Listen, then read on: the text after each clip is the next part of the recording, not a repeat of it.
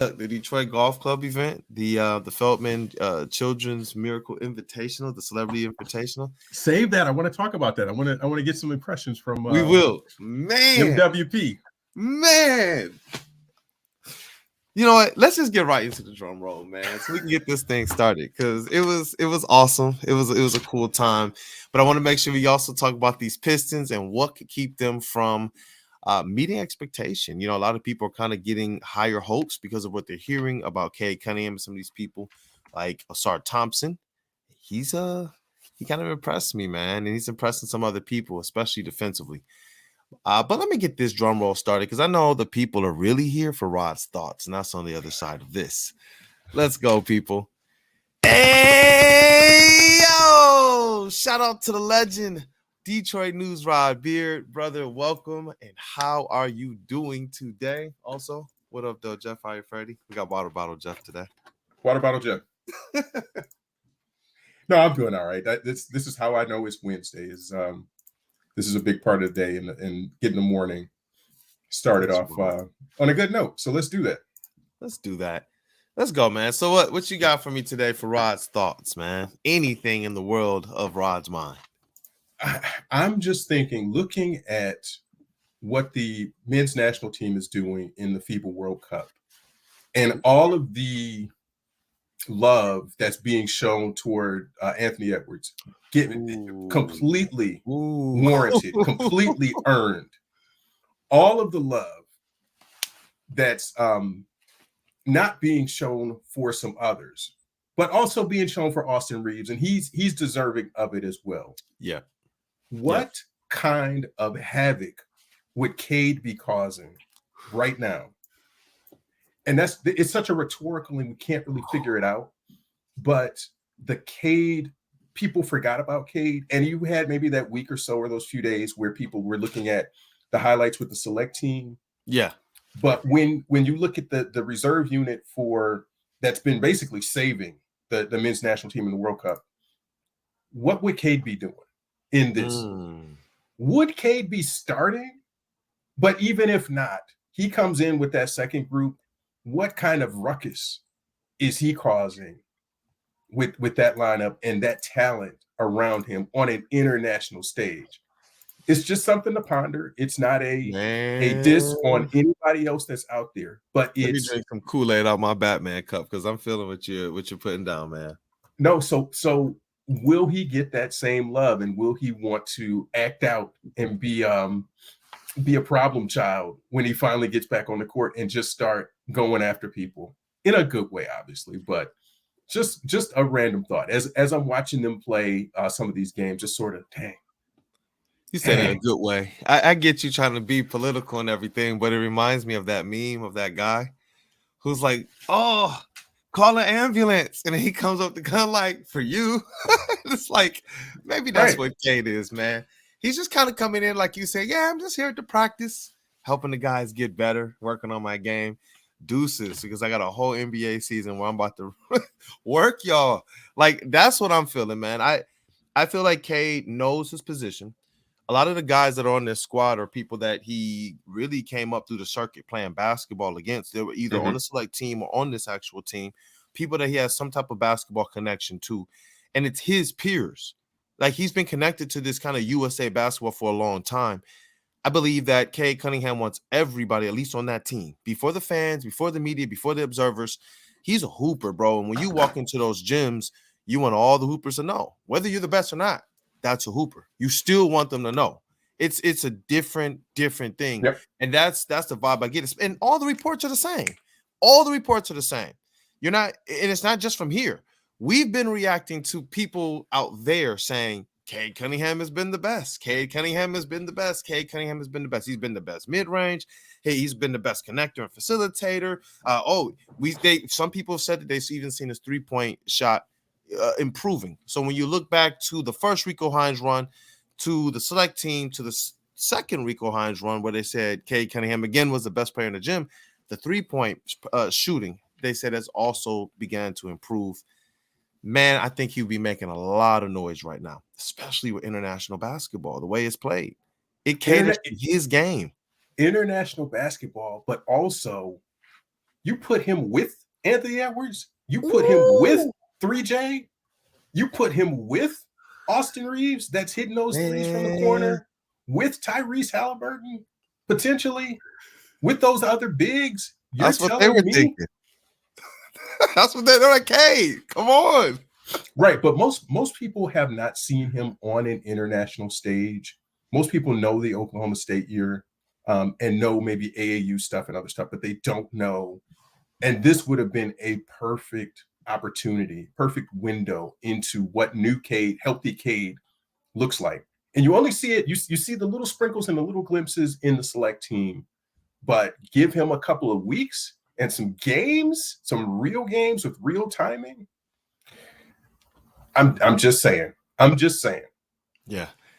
You know what? And that kind of leads into what I wanted to be able to talk about today, the top factors facing the Pistons. And I had Cade's health, defense. Is any Pistons big going to get a double-double? We average a double-double for the season. We asked this last year, and we didn't get one. Stu started the season well, and so we recognize with him it might be due to the role he's asked to play. But also another factor, Ausar Thompson. But how this team starts, and we're going to continue to say that. I think that's going to be the constant refrain. You can't talk about the Pistons without talking about how this team starts. They're saying that they want to play for each other. Cade has been saying, I've been sitting, this last year, I looked at where guys like the basketball, how they like to play. Everything they've been talking about over the last year was about being ready for this season, including shutting down Cade early to get ready so he can work out and build the chemistry with his team. And they've been playing the whole team all together all summer. The pictures and the videos have shown everybody's there, the whole, except for Bojan, who obviously has been, I think, back home for the summer. But the whole team has been there really, really, really trying to build up this chemistry. And I think that's going to be very, very profound. Beyond what I think now is number 2 on this thing, I don't know. Number 1, to me, the number 1 factor is still Cade's health. But number 2 is going to be then the consistency that this team plays with to get out the gate. I had a hard time with putting defense at number 2, maybe because I'm like, defense is one of the chief important things as well. But I wanted to kind of get your thoughts at least on it. What do you believe are some of the top factors facing the Pistons this year? Obviously, Cade's health. Would you say that's number 1? I'm not worried about Cade's health. Ooh. I'm actually not. If this surgery kind of cleaned everything up, then I'm no more worried about Cade's health than I am anybody else's. And we know how basketball is: an ankle here, a knee there, something, anything can happen on any given day. But as far as something recurring with Cade, I'm not worried about it any more than anything else. I think the number 1 thing on my list is chemistry, and it's chemistry to begin the year. But then as the year goes along, because just about anybody you ask is going to say there's going to be another trade. So somebody probably is coming in. But again, on the very top of that list, chemistry with their new coach, with Monty and his system. Are they comfortable with that? Can they listen to him and read what he's saying and put that into action? So I think just the chemistry with everything. Does it all kind of fit? We kind of know what the pieces are, but does it fit together with a healthy Cade, with a Jaden Ivey in a more traditional position for him, with Jalen Duren, with all of these pieces back and potentially some new pieces? What does it look like? How does it fit? And with the coaching staff and starting all new with that. Man, it's good to hear you said it, because chemistry obviously wasn't on the list. Obviously, I sent you some of the notes, and it was huge to me. It was when, as soon as you kind of stated what you said, it's like, man, chemistry and how this team starts is going to be very, very big. And I'm with you. I'm with you. I don't have concerns on Cade's health.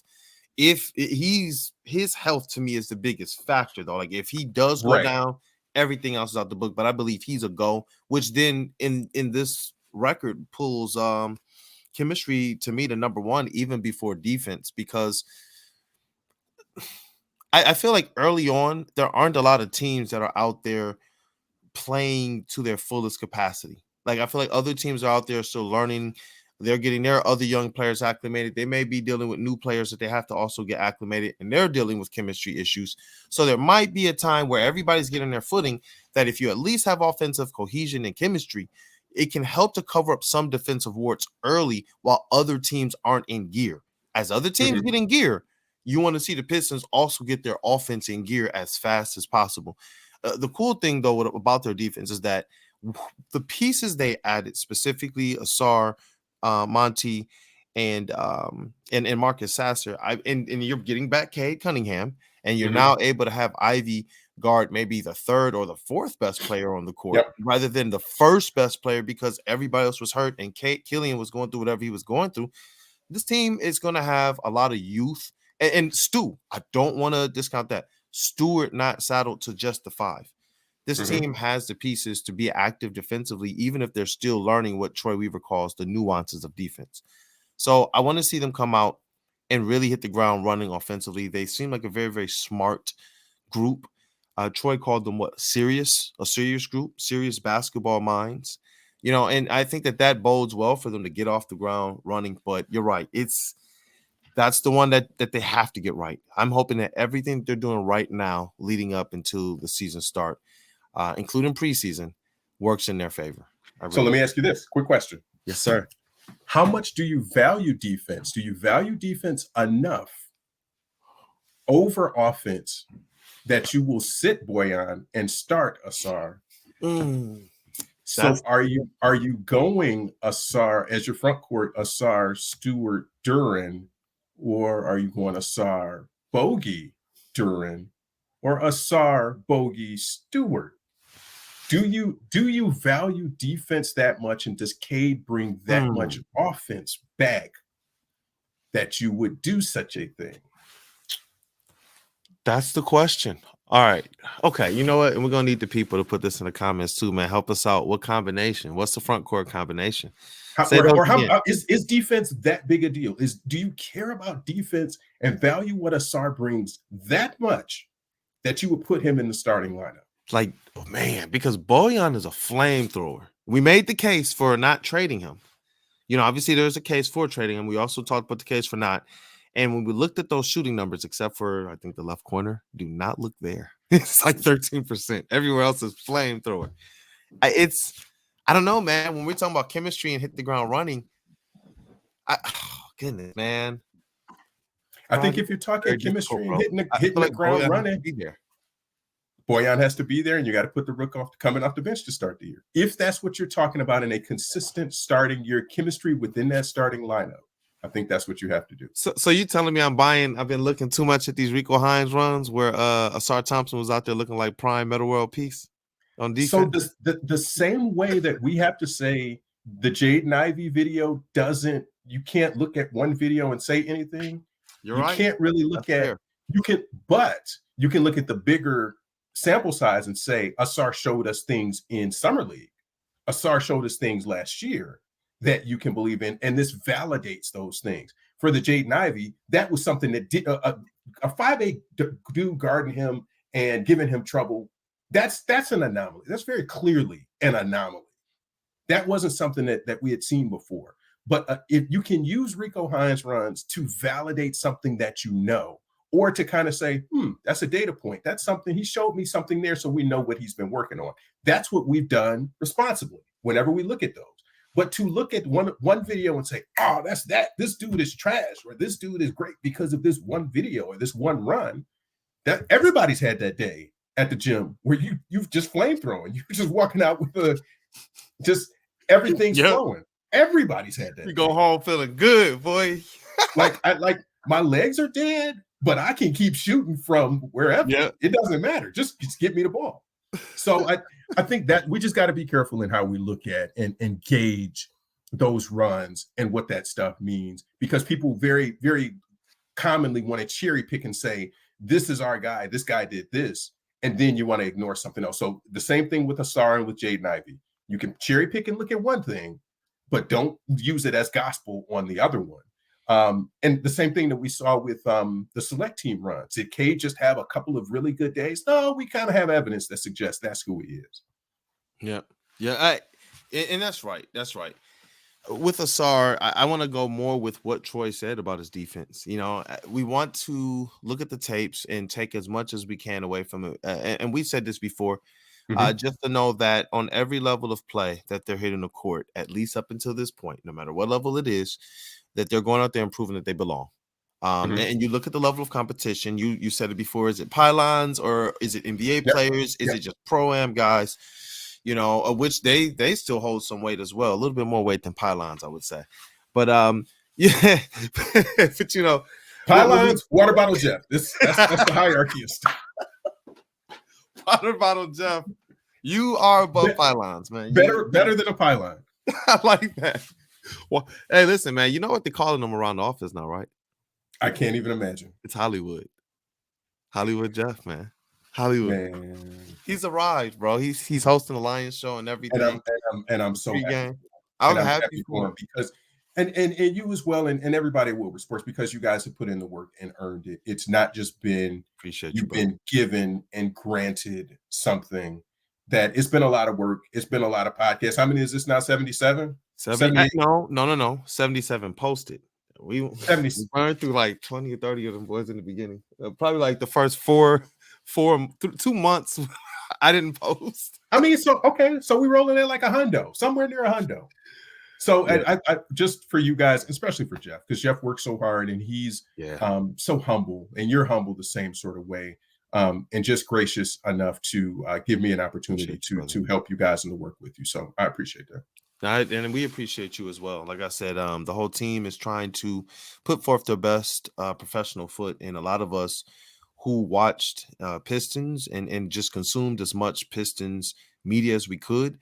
It was from people like you and people like Terry Foster, and both of you all. We have found ourselves kind of in a close professional and personal, proximity to, and so it puts you in a position where you want to be able to kind of carry forth the same legacy, and it's not just contrived. When you were retiring from the beat and kind of stepping up into higher into the sports world, it's awesome to see the Pistons do things like they did and to be able to commemorate you on your way out of the beat. And then still, as you're around, as you're still on the beat still, like you can't get rid of Rod in the Pistons world. Come on now. To see them say, there's seniority here, and to be able to give you those flowers, be able to say that, you're one of the ones that did it the right way. That type of stuff matters, and we're all trying to make sure from a professional coverage standpoint that we are putting the same foot forward. So we appreciate you, Rod. I really do, man. Really do. Thank you, brother. No, man, look, hey, like I said, we've been doing this now for some time. Like I looked up and realized, like, wow, it's been some time. And we're going to this season with pretty much some pretty high expectations, as does the team. I do have to ask you this, man. This was our question, and we pondered this for a few episodes last year.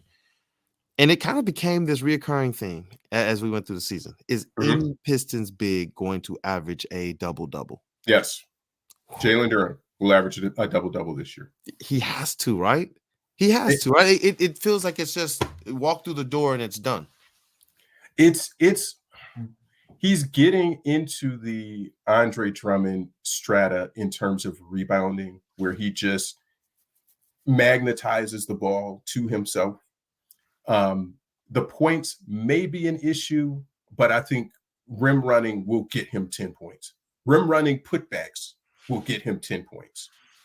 And he's not, this will be interesting. How many years did Dennis Rodman average a double-double? Because they ran nothing for him. Ooh, I'm going to say 3 years. Comparison. I'm going to say there are 3 years of Dennis Rodman double-doubles. There are none. He never averaged a double-double. So is he better than Dennis Rodman? Yes. Offensively, yes. How many Andre Drummond double-double years? I'm going to say 4. There's probably more than that, but I'm going to say 4. Oof. Man, this dude. Well, tell me about it. Tell me about it. I forgot he had 2 All-Star years, and those are automatically double-double years. Dre had 1, 2, 3, 4, 5, 6, 7, 8, 9, 10. You Nope, saw sorry. he 1, has 2, like the 3, best rebound 4. rate in NBA history, right? NBA as shout out NBA.com. They put that out Yes. there. 8, 9, 10, 11, 12, 13. Dre has 13 years of double-doubles? Okay, that's not right. That can't be right. 1, 2, 3, 4, Bro, I 5, see why he was so mad 6, now at the camp. 7, He knows what he was supposed to be, man. 8. Okay, some of these are doubled up. 8 years. 8 years. I was about to say 13. Like, man, is he even going to be 13? It didn't make sense. But Yeah. 8 years of double-doubles out of his career, and his career is what, 11 years? Yeah, that's insane, man. So his first year he didn't, but every year after that he did. And now that he's gotten into kind of the reserve roles with Cleveland, with the Lakers for a minute, Philly, and Brooklyn. And last year with Chicago, it was 6 and 6.6 rebounds, which isn't bad because he's coming off the bench. He's having to scrounge some minutes together to even make that work. So I'm saying in terms of Dre wasn't a primary go-to guy until he got Reggie. When he got Reggie and they're running pick and rolls all over the place, then it's like, yeah, okay, let's go. So the number of double-double years, is Jalen Duren going to be a more effective offensive player than Dre? I would say he's trending in that direction. So I think that he's right now somewhere between Rodman and Andre Drummond in his younger years. He had those 2 All-Star years in 16 and 18. And and they were all NBA in 18. And those were, I mean, led the league in rebounds. He averaged 15 points and 16 rebounds. Dre just got, and the other All-Star year was 16 points and 15 rebounds. Dre is really underrated. He's underrated for the couple of years that he had.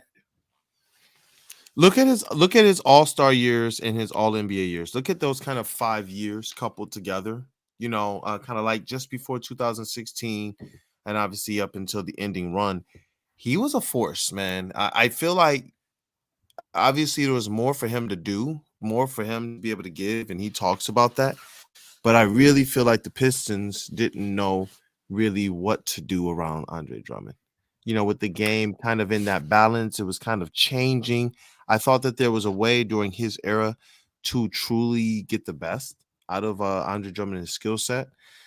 Because when you just read those numbers off, you know, including the stocks, man, over 1 steal and over 1.5 steals, 1.5 blocks per game for most of his time here. And there was a period in time, bro, when he was at like 4 stocks per game as a big man, the only big in the league that was averaging like that for years. So it's he had some pretty crazy years. He just played on some down teams. Like I wonder who Dre would be if he was playing on some better teams. But okay, so this is my last Dre thing. Yeah. Between 15 and 20, 458 games, 457 starts. So he missed 1, 2, 5, sheesh, 9. He missed like 9 games, 9 or 10 games. This dude was durable. 15.5 points, 15 rebounds. That's wild, man. 1.6 blocks, 5 offensive rebounds. Free throw percentage is 47%. Let's be clear. Let's be clear about what this is. Gotta put that out there. I can understand people in their head right now probably remember the game where Houston, I think it was Houston, they just kept fouling them, sending them to the game, to the foul line, like straight out of the second half. But like, oh my word. And here's the key: 0.2 3-point attempts per game. That was before he decided he wanted to just start throwing threes up there. threes, half hooks, mid ranges. It wasn't just the threes, it was his whole game. It just started to gravitate more towards this perimeter oriented, face up oriented, face up Dre. No way. I didn't. That was not a good experience. That was good, Dre. That was good. I when you think about Dre and having been in it and experiencing it, but when you look at those raw numbers, then it makes a difference. And some of that is with Blake. So he's in his proper place with Blake on the court, in his proper role of what he should be doing with Blake on the court. He's not out here doing crazy stuff and trying to shoot. Dre actually doesn't get enough. That's wild to even say out loud. How do you believe that because I'm glad that you brought those numbers up, because we're talking about Jalen Duren. A lot of people believe that his ceiling, there is no ceiling. And if you're talking about that, then the guys that you're going to have to compare him to in Detroit Pistons history are guys like Dennis Rodman and Andre Drummond. Do you believe that Jalen Duren has it in him to kind of reach that level of consistency, like season in, season out, knowing that you make this look so easy that people don't even think you're working? Now, we know that he just goes a different way, so his game is going to show he's working, but do you foresee him getting to a point like that? And one other question about the bigs. Are you concerned that, or I'll ask you this, do you believe any other big is going to average that double-double? And if not, are you concerned with that? No. I think there's a shot that Wiseman could. What's Wiseman's career? Well, all of his stuff is going to be skewed, so you can't really. Wiseman has some sneaky stats, man. Like, I think a lot of times people look at the scoring first and foremost, but when you kind of look at the impacts he can make all around, it's kind of Evan Mobley-esque. I feel a little bad saying that because he came before Evan Mobley. Yeah, but he's never averaged more than 6 boards a game, and that's what concerns me. The scoring, I think, can happen, but he's never averaged more than 6 boards. So, and if he's playing in that second unit, then is he going to? I don't see the rebounds. That's the one I have trouble with, and that's okay. And I don't see Stewart averaging. If you have Duren, you don't need Duren and Stewart playing together, which is one of the big questions we're talking about. Then you don't need both to average 10 boards. I don't think there are enough boards there. So would Duren do it? Yeah, I think Duren can do it. I think he's in a position to be like Dre was, to have that second or third season where he takes off and he jumps into double figures, and you have people who can feed him the ball. It's not just in a rim running fashion, in a pick and roll fashion where he can finish. I like the setup for that to happen. I would wonder what Vegas had. Well, double-double would be harder to find. That's a problem. I feel as if you're right on that, especially with Stewart, because he's a product of his role. When he played the 5, we got on this show and we waited like 2-3 weeks of him playing. And we were like, yo, he's averaging the double-double. And then when they switched him to 4, we noticed the 3-point percentage kind of stabilized, whereas the rebound numbers came down a little bit, and his steals numbers came down just a little bit as well. So, I think that Stewart and Duren combined are going to definitely average over 20 rebounds together this season. That's if I was gonna do an over under. I want you guys to put it in the comments as well. I'm gonna push the over that they're combined they're gonna average over 20 rebounds a game. I think Duren can get that over 11 a game, and Stewart, bro, he just seems to always wind up with 8 or 9 rebounds per game, no matter where he's playing, who he's playing with, except for that blip to start last season when they put him specifically and solely at the 5 and told him, we need you in the paint. Now, one of these factors, I think, is if Stewart winds up having to play the 5. I don't believe he will. I'm hoping that there are some bigs off the bench that can definitely kind of fill in that spot, because Stewart at the 4, it's just Tasmanian devil, like on both ends of the court. On both ends of the court, he can defend on the perimeter. He can shoot from the perimeter. He can defend in the paint. He can cause ruckus in the paint, and he can also score in the paint. So it's like I want to see, as it relates to the defense and as it relates to this lineup, Stewart be able to be in his best position possible, whether he's averaging 10 rebounds a game or not, or the double-double or not, to just do work. Just do work. Oh man, this team has a recipe. If Stewart's in his right spot and he's at the 4, Duren's at the 5, question mark on that 3. then that's back to the question I asked you earlier. Ooh, it rolls back in. So Stu and Duren have to start, which means you're right. Hey, the star is probably best suited for right now off the bench. This team, for them to be able to hit the ground running, to kind of be able to get the right combinations, because you know what? And I've been kind of holding this to myself. We haven't. We talked about it. I haven't heard anyone else talk about it. I'm sitting here thinking it's an our thought. Let them know. Let them know. But I feel like Ausar Thompson is going to be a prime candidate to sub in for Cade Cunningham. I don't know how you sub. All right. Oh, Cade's our point guard. Hey, Monty Morris. I like Monty Morris. I like him. And there's going to be situations when you do that. But Cade's playing a specific role in a position and something so great to this team that we believe it elevates them many wins over. You can't go to your bench and not have somebody that fits that vibe. I feel like Ausar starting, you're not bringing Bojan off the bench for Cade. But if I bring Ausar in off the bench for Cade and have him play that similar role, 3-point shooting, neither one of them are probably starting off the gate like just, we're firing. They're both going to play similar roles. And that to me has been something that's been in my mind. I feel like Ausar off the bench to kind of feel that. I kind of like that a little bit better, man. But and what was the big one of the big takeaways from Summer League? Ausar's ability, Ausar's vision, his playmaking, connectability, in terms of passing the ball and doing it. Yep. All right. I'm gonna let you go, bro. Listen, I'm gonna wrap with the people a little bit about this event, and I'm gonna talk with you about it next week. So I'm gonna hold, some of the more pertinent details, especially about what Meta was saying, man, about the 2004 Pistons. We can deep dive into that. Let's chop that up next week. Definitely. All right, I know you got to go, brother. Thank you as always. Let me get this drum roll going for you, and then I'm gonna wrap a little bit more with the people before we close up the stream. Hey, yo! Shout out to the legend Detroit News, Rod Beard. Yo, we gave the drum roll a few more pills this morning, man. I thought this episode was fire, man. You brought some heat, definitely. But, brother, thank you as always for being here, and I hope you have a blessed rest of your day. Any last words? No, it's Wednesday, bro. We're halfway there. We are halfway there, and it's a halfway to the weekend, and it's a Labor Day weekend, so you get Monday free. Let's go with it. Hey, we are 2 days away from training camp month. NBA training camp is going to start soon, man, right?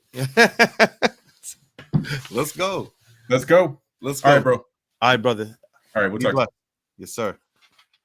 And look, I want to be able to talk to you guys about these Detroit Pistons. Look, I had the great opportunity, again, to be at the Feldman Automotive Celebrity Children's Invitational. That is the full name. It was a golf invitational at the beautiful Detroit Golf Course in Detroit, Michigan. If you haven't been there, the grounds are just awesome. When we were there, I can't golf for nothing. But at least everything, the environment was cool. Just to go there and just be around the environment, be around the people. The food was amazing. It was a cool event. It was a cool time. So shout out to Feldman's. Shout out to Mark Wahlberg as well. It's a benefit. His children's charities as well, and initiatives that he has going on. And these people all support the area too. You'll notice they have businesses here, especially Mark Wahlberg, and they do a lot in the community. And it's not just them; it's all the other people that are connected to their foundations, like Calvin Johnson. And Calvin brought in Kevin Ogletree and some other people. It was cool to be able to chill with them, talk with them, pick their mind, pick their brains. Shout out to Jalen Rose, man. He said he subscribes. He has subscribed to the channel. He supports Woodward Sports as well. We were able to have his daughter on as well, and he was very, very thankful and grateful of that. And we hope to get him on this platform and on this channel soon, especially before the season starts or as we're approaching the start of the season, so we can talk about this Pistons team, man. I got to talk to Calvin Johnson as well for a little bit, man. Shout out to Megatron, One Pride, Detroit Lions. Calvin was cool, calm, and collected. I shared just a little bit of our conversation on Woodward Sports, where Calvin said, I asked him a question, how you feeling about these Pistons this year? And he said, you know what? I'm not really all the way hit to, the Pistons this season, but there's one thing he knew for sure. He said, I love Monty Williams, though. I love Monty Williams. And that was pretty dope to hear. He said Monty Williams is his guy. And it's like when you hear people like that kind of Calvin Johnson's ilk in this sports world, These circles that they hang in, they like to hang with people that they believe can help to elevate them, especially athletes like Calvin Johnson, who's kind of in a transition going from Hall of Fame, player and athlete to, being out in the fields and coaching. There was a few years even after he retired that people thought he was going to be back into the game, to now find a way to make impacts in other ways in people's lives. And the takeaway I got is that Monty Williams is a guy that, yes, basketball coach is his occupation, but making an impact in people's lives, making a difference, being a difference maker, and not just playing the right way, but living the right way. That's the vibes that I got from Calvin Johnson. I don't know where their paths cross, and when I get an opportunity to talk to Calvin again, I'll definitely make sure to ask him that. Hey, what's your connection to Monty Williams? And ask him what are some things that we can look forward to as it relates to what he may bring to this young Pistons team. So that was a really, really cool situation. But the stuff I'm talking about with Metal World Peace, shout out Ron Artest. He said, whatever we want to call him, that is what it is. But he did say ain't nothing changed. He's still the same old Meta. So he had some interesting things to say. He talked about Asar Thompson, and he gave some advice. You guys might remember that my player comp for Asar Thompson was Ron Artest. I've heard some other cool comps as well, and we hope that he can kind of fill that Jeremy Grant role for the Detroit Pistons, two-way player. But at his peak, at his prime, I'm hoping that it's something more like Ron Artest with a little bit better and confined offense. I believe that offensively, Asar's game is going to be a little bit better, but defensively, the gauntlet to reach is someone like a Ron Artest, a Metal World Peace, who he was able to kind of a lot of times toe that line. He did get some techs and some flagrants here and there, and I believe that Asar Thompson's going to be much smarter in that department. Or at least that's what his game has continued to show. When we look at the tape from Rico Hines runs, man, we see great defensive position. We see great defensive potential. But like Rod said, we want to see this happening in an NBA game because the nuances are different when coaches are scheming to put you, your coaches are scheming to put you in your best position while the opposing coaches are scheming to put you specifically in your worst position. They know where to put a player who, he can't really guard the left that well. They know these things. They get all the way down to your hitches, your tendencies. If you hit them with an in and out, you can get around them these ways. What Ron Artest said, and this is the advice he left for Asar Thompson. I asked him, what advice would you give him? Because he said, look, I'm not really hip on all the new guys, but I know a good player when I see them, and I'm looking forward to seeing Asar Thompson. And he said some guys come in at the top, and some guys come in trying to get to the top. And what he wants Asar Thompson to do, even though he's a high draft pick, is not coming with the mindset of, I'm already at the top. Coming with that mindset of, I'm trying to beat everybody in my path, and don't settle. That's what I got from that. Don't plateau. It may sound simple when you hear Meta just say, you know what, there's people in your path. If there's people there, get around them, get past them. Some people took it literally. Is he talking about on the court? Is that his skill set? And it's like, that's not what it really, really, really it doesn't mean that physically. It's as it means metaphorically. Anything in your path, work hard at that, Asar Thompson. This is Detroit. And the what he's already kind of put out there is that he is going to work hard. He's going to work hard. I haven't seen Asar Thompson, and some of the things I've learned of Asar Thompson behind the scenes and from some of our sources that are directly connected to him is that he's a gym rat. When the gym is closed, he's at the park. When his gym is open, he's there all day long. And he's there working and working and working and working. And then on top of that, or I guess, that work ethic is built on top of what I've heard directly from people and what I've, been able to talk to and things of that nature, and talk to Asar Thompson a little bit as well as some of the media sessions and the summer league practices. He's a very, very, very humble and respectful individual.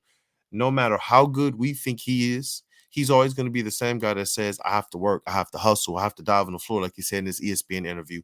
I have to do anything possible and necessary to stay on the court because I want to stay on the court. This is not just about a check for Asar Thompson. He grew up in a pretty good, well-off family. Wound up going to school in Fort Lauderdale. It's not a pretty cheap place to stay in. Went to a pretty good institution. His family is affluent, well put together. And so what he wants to do is succeed, similar to Jeremy Grant. And this is what I do like about this comparison. When I hear it ever Jeremy Grant, the way I think of it is as Jeremy Grant came here saying he wants to put on for the city.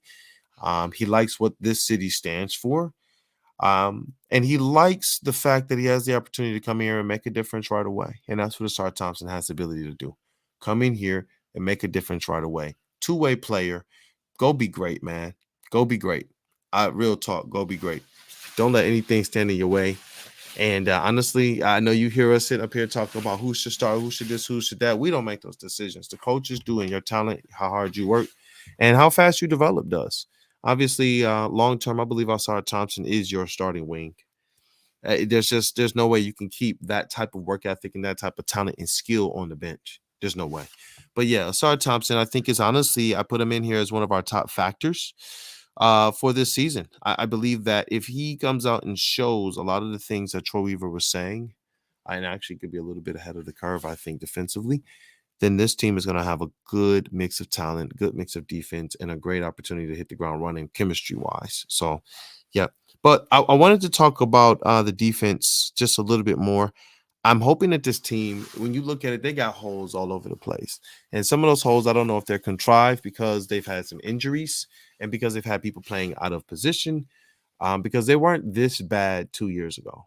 They weren't like world beaters, but they weren't this bad. They were in a group where they were probably could have been considered top 20 defensively. They finished like 24th 2 years ago, but last year dead last, and it looked like they couldn't stop anybody. Yeah, like the competitive aspects that we wanted to see weren't there, but they didn't have people there. So this gets really difficult when we talk about what aspects and factors could be facing this team to stop them from prevailing to playing, to competing for the play-in, to maybe going above and beyond. Like we saw Cleveland kind of go from this middling team to 6th seed. I think the Pistons have recipe. They have the recipe. We can't sit here and talk about how good Cade Cunningham is. The no ceiling for Jalen Duren. Both these guys were at the U.S. Select team. Both these guys did work. We can't talk about what we think Jay Ivey's going to do, how good of a shooter Bojan Bogdanovic is, and more, and not sit here and talk about the realistic possibility of this team potentially taking a leap. But it's going to start on the defensive end. And right now, I have some concerns about how this team is going to defend in the paint. The perimeter, they're already going to get a lot of downhill pressure from the perimeter. So if they cannot realistically defend in the paint, if they don't have good, guys who understand the concept of help side and weak side defense, guys who understand the concept of, playing your guy, going to help, and then coming back and playing your guy. If they don't understand those types of concepts, then it's going to be a long year again for the defense. And this team is going to be a team, again, that's sending the other squad to the penalty early because they're reaching, because bigs are prone to get reaching fouls after the perimeter has broken down. So I'm hoping that, with the additions this team has had, that it's been strategic to fit realistically on the defensive side. I don't have as many concerns about the offensive side of the game when you got Cade Cunningham, because realistically, no matter how unselfish he is, you want Cade Cunningham shooting the ball when he feels comfortable. Whenever he hits that mid-range, you want him to do so. One of the statements I want to do here is bold statements. One guy that we all recognize that was just absolutely lethal from the mid-range was Richard Hamilton. And I think that a gauntlet for Cade Cunningham to reach, especially with him seeing how effective it's been, is to be the best in the mid-range in the league. Be that. It was so crucial for Rip, and he did it a different way by running off a plethora of screens, using his high energy to get to places on the court, really just pump faking, getting around guys and pulling up for that little patented mid-range, Shout out to Richard Rip Hamilton, man, one of the legends. But I want to see him kind of get to that, man. Just get to a level where that's gauntlet.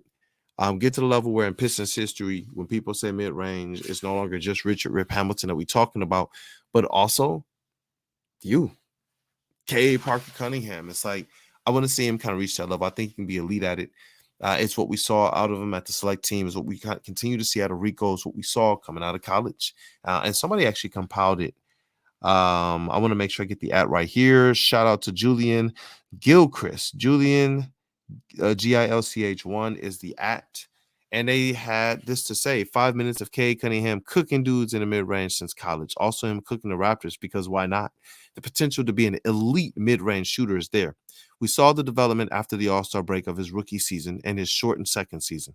He was elite in short and long mid-range area. Having Monty Williams, who coached Booker, Paul, and KD for a bit, will help him get the looks he needs to dominate a full season from that area. And it's just video of him going ham. Listen, when I sat on the desk, Studio A at Woodward Sports, shout out to Everything King, and follow what he's doing as well. Lions, Pistons, and Michigan culture, Detroit culture. Anthony Colombo Pistons Talk, and Speak Easy, man. Shout out to those guys. We all sat on the panel together. And we talked about how good Cade Cunningham was going to be. And one of the things that caught my eye early, and I didn't hear a lot of people talking about at the time, was his mid-range. I was like, if he can get to a spot in the NBA, it's over. And the one questionable was footwork. Yeah, his foot speed. It was like, nah, bro, how it is here is how it is there. He's 6'7". So one dribble, one step, those things are a little bit different than if it's 6'2" me trying to do the same stuff, man. So I want to see Cade go out there, man, and really play to his strengths. We talk about the type of connector he is, and I think that his connector ability is supercharged when he's absolutely out there doing work. Do work, man. If you can go out there and get 10 points in the first quarter, go out there and do it. Like, seriously, I know that he likes to set people up first, but this team has been waiting for a guy like this for a while. And Grant Hill, he was a connector. He was a facilitator. He was a playmaker. He was a triple-double guy. But Grant Hill knew he had to come out and be that guy for us. And whether it was scoring or whether it was facilitating, he kind of understood that lever. And it's going to be fun to kind of see Cade Cunningham figure out that mix as we go on. But back to Metta World Peace. It was fun, man. It was fun. He had some really, really cool things to say about the 04 Pistons as well. He believes that their entire starting five, we're going to break it down with Rod. He believes that their entire starting five should be in the Hall of Fame. He said, including Tayshaun. This is the video. Y'all can go and see it on Woodward Sports Twitter. You can see it on Woodward Pistons YouTube. You can see it on my channels as well. But look, we got an opportunity to talk to a lot of different people, meet with a lot of different people, including Megatron. That was a dope one, man. That was a really, really dope one. Shout out as well to Lomas Brown and my homie JB. JB here, man, he does a lot behind the scenes for Woodward Sports. A lot behind the scenes, man. But we got to talk to a lot of people in the city. Shout out as well to the legend Spencer Haywood, Hall of Fame, champion, Detroit. It was a good day. And like I said, man, shout out to the legend, Jalen Rose. Back in action. He's doing a lot here in the city. Rob Sims, shout out my brother. He's supporting every single time, man. He gives really the best words of advice and the best words of wisdom. But we had fun overall, and it's cool to see Detroit in the spotlight because Detroit hasn't been they haven't been letting down, boy. They haven't been disappointed, and that's been really, really the cool thing. Let me see here, man. Some culture stuff I wanted to talk about real quick, man. Shout out Richard Hamilton and she. They've been in the spotlight. 04 Pistons been in the spotlight a lot lately. If you haven't, man, check out Richard Hamilton Instagram page. Rasheed Wallace got him some clean kicks, bro. Some clean kicks. Yo, hey, check this out real quick. Check this out. I was like, bro, that's clean. That's cold. Sheed is fire, bro. Sheed is so fire. Listen, man, Sheed has just been that guy who's giving his team gifts. It wasn't just the championship belts that y'all saw. She was that guy who continued to lace his teams with gifts when he was here as a Piston. I'm sure he did it beforehand, before he got here. But look, guys, I appreciate you all being here and for rocking out with us. We're going to continue to try and bring as much exclusive content as possible. We're going to try and bring even more interviews to you all. Like I said, check the stories. You'll see Calvin Johnson exclaiming his love for Monty Williams. Check the stories, and you're going to see Metta World Peace on here talking about the 2004 Pistons. And we got some more content as well. Him talking about his love for the city of Detroit. We also got him, and I'm going to upload his comments on Asar Thompson. And I will get the comments as well of him talking about how Detroit reminds him of home, which is Queensbridge, New York. And he gets into kind of New York hip hop as well, Queensbridge hip hop. If you're into some of the OGs, man, of hip hop. So look, I appreciate you guys for being here. I'm asking if you could please definitely put a like, subscribe, share the content as well. I appreciate you all. And I need you all because we're going to start doing some mailbags. Put your questions in the comments, not necessarily in live chats, but go to the comments, put your questions. I'm going to be sending those off to Rod as well. Put your questions related to the Pistons, what you want to know, what you want us to ask. We have some press conferences coming up, and we want to make sure that we are covering this thing from every single angle, so we're not wasting our time or y'all. One more thing. Shout out to my family, man, my Woodward Sports family. We got some good things and some big things in the works. So stay tuned. If you look over at Woodward Sports, we got a lot of new programming that's on the way. Our show, Piston Show, will be there before training camp. The meetings are going really, really good, and we're going to be over on Woodward Sports, and we're going to be having a great time multiple days of the week. But Lions season is right around the corner, and it's first up for Detroit sports. We're not just Pistons fans, we're also Lions fans. So I need you guys to tune in as well. My homie Jeff Freddy is hosting the pregame shows from 9:30 to 11:30 on Woodward Sports YouTube every single Sunday, man. Tune in. And if it's a home game, you guys can come and check us out live actually at Eastern Market. So make sure you're there. Shout out to Booner and Broder. Both the Broder and Booner Sports Show. The extravaganza is coming to Woodward Sports 8 to 10 Monday through Friday. Shout out to my guy Jalen HTV as well, who's going to be involved as the TD. You guys might know him from the Table Talk. For what? Boy, shout out to my homie Jalen. Shout out to Sean Murphy from Half Court. You guys going to be hearing some interesting news from him soon. I'm proud of him, man. I'm proud of everybody that comes to this channel. I'm going to continue to tell y'all guys, this is what the Woodward Pistons platform can do for you, man.